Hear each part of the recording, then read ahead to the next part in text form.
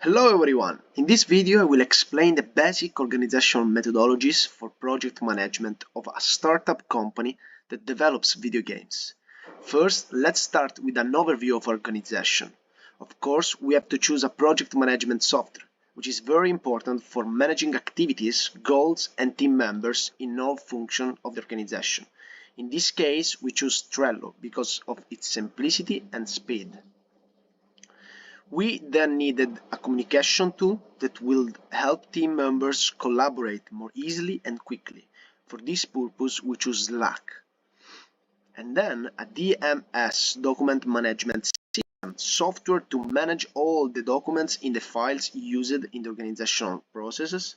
In this case, we choose Google Drive and Azure for file encoding. Let's talk now about the workflow I choose, but always remember that during startup processes, workflow is something that can always be improved, like anything else within a startup. So the process of a task starts with a list of activities to be done, to do, in which the tasks to be done are entered. Then the activity moves on the work progress phase. As well all know, however, the progress stage is not always smooth. Problems often occur.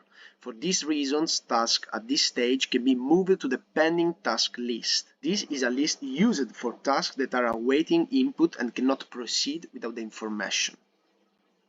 Or to a blocked list, which is a list of tasks that cannot proceed, and this task needs anyone's help, guys.